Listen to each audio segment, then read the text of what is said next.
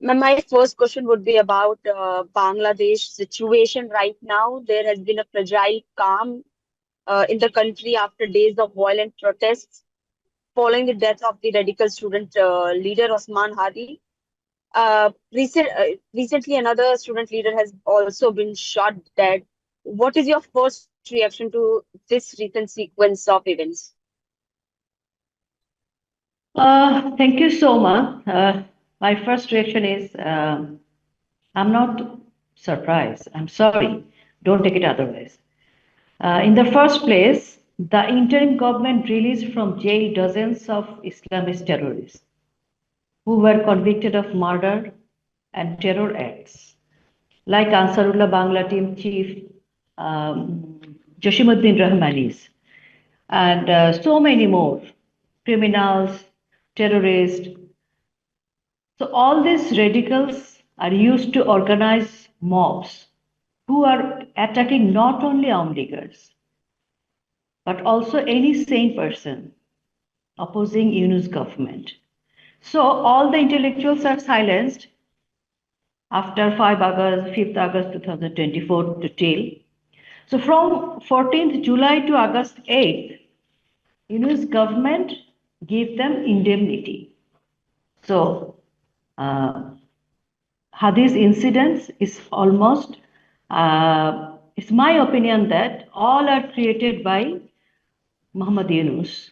Muhammad Yunus mob groups, terror, Islamic terrorists, and NCP, AD party, and also Inqilab Moncho.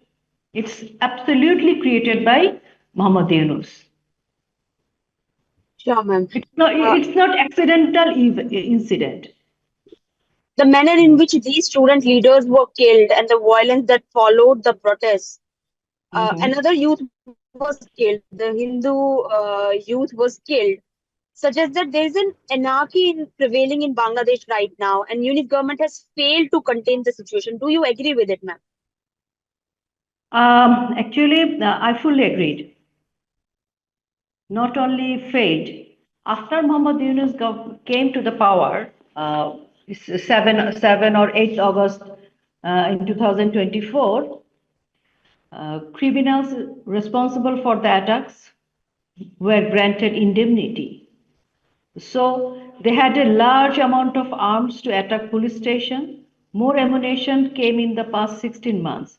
So these things created Yunus and his others, Jamaat Islami and others groups. So of course, failed. There is not a single case filed against them. But Sure, ma'am. the Operation Devil Hunt. You heard about that? The Operation Yes, Devil ma'am. Hunt Yes, for our Malik people, for yes, ma'am. supporter group. Mhm.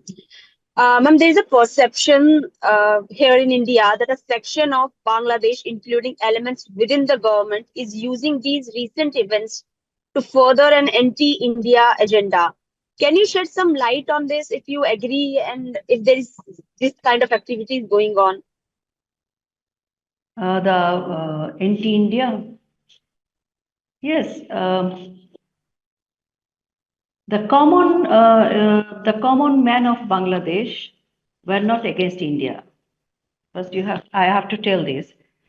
Fundamentalists are trying to whip up anti-Indian sentiments.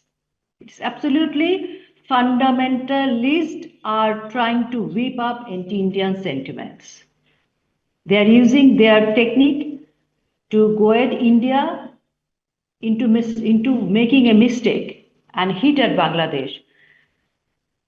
Jamaat Islam, NCP, AB Party, Hizbut Tahrir, and of course Pakistani prescriptions are systematically whipping up at anti-Indian frenzy.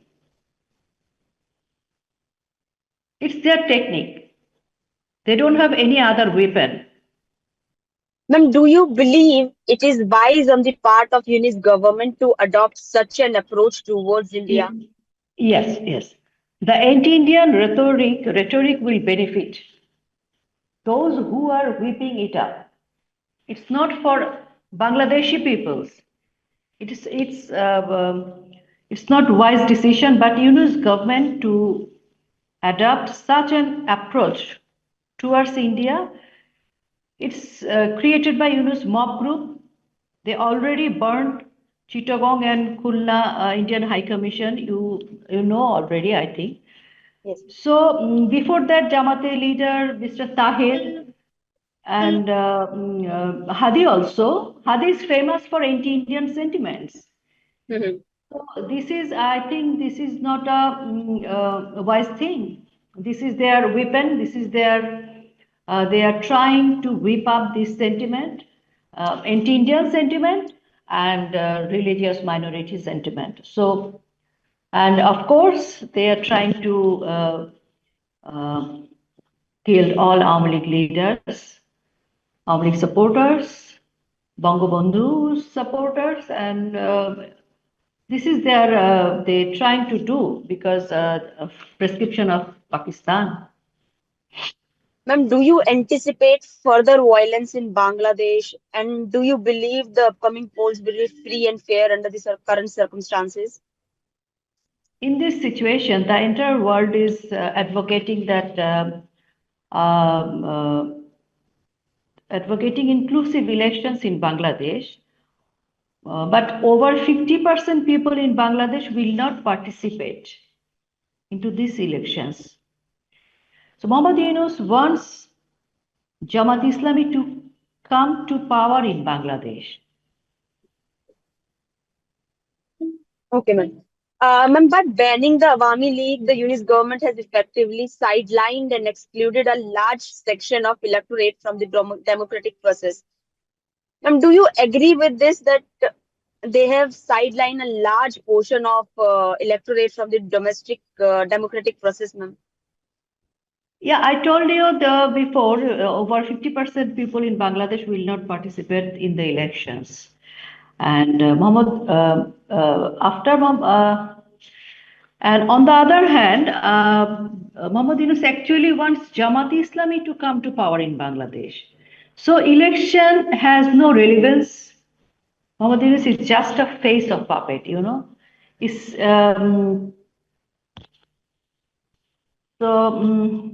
and I think what is your question again? Ma'am, I wanted to know, by banning the Awami League, the Yunus government has effectively sidelined and excluded a large section of electorate from the democratic process. Do you agree Yeah, with this? I told you before that over 50% people in Bangladesh will not participate in the elections. So it's a totally illegal government, illegal elections, and Muhammad Yunus wants Jamaat Islam to come to power in Bangladesh. That's why he's trying this. And one thing, if elections happens, Mhm. Yunus will stay in power as he is the Jamaat's front face. And if it does not, Yunus' term is the interim government will prolong with the association with Jamaat, Hizbut Tahrir and Pakistan Association. So in this case, Yunus is the win-win.